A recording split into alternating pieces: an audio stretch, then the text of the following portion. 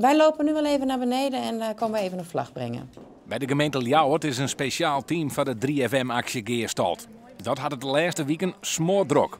Er binnen tal van zaken dit rekening mee houden worden mat. Er zijn mensen goed bezig met betrekking tot veiligheid, crowd control. Die hebben veel contact met de politie, de stadswacht enzovoort. Er zijn mensen bezig van vergunningen. Er zijn initiatieven in de binnenstad die hebben een vergunning nodig. Horeca die langer open wil zijn, moeten dat aanvragen. Bij het Glazen Hoes wordt achter de schermen nog van alles dienen. Maar daar kunnen wij net bij komen. Wat wel opvalt is dit. Want voor het eerst in de geschiedenis van Serious Request worden er speciale telefoonmasten geplaatst. Nog één mast komt achter het glazen huis. En we hebben nog eentje verderop bij het stadshuis gezet. En ja, dat is allemaal puur dat de mensen nog kunnen bellen. Want bij het stadshuis is het grote eindfeest. Dus ja, dat wordt natuurlijk helemaal dolle boel daar. Dus dan wil iedereen bellen, sms'en, facebooken, twitteren. En daar hebben ze capaciteit voor nodig, internet. Het jouwt wel om dat er een protovolk verwacht wordt. Daarom had de gemeente regelmatig oorlis met 3FM. Ik is er goed contact met de gemeente Enschede. Daar stiert het Glazen Hoes hier. Een van de belangrijkste gespreksonderwerpen: hoe ga je om met al die bezoekers?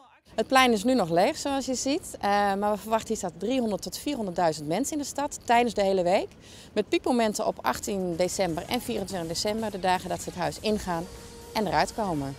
Kans besteedt dat bij topdrokte de doelen steeg en de Lietse Tjerkenstritten afsluiten worden.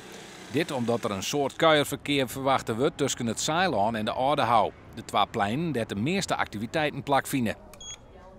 De programmaboekjes zijn net binnengekomen vandaag. Kijk, dit zijn ze. 70.000 programmaboekjes gaan we uitdelen. Dit weekend al onder de horeca in Leeuwarden en daarna natuurlijk tijdens het evenement zelf. Uiteraard de welkomstwoord van de burgemeester erin, informatie over Leeuwarden. En hokker muzikanten naar het slotfeest bij de Oudehou komen.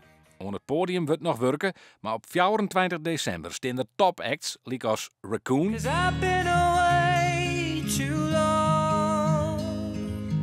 Alan Clark en Caro Emerald.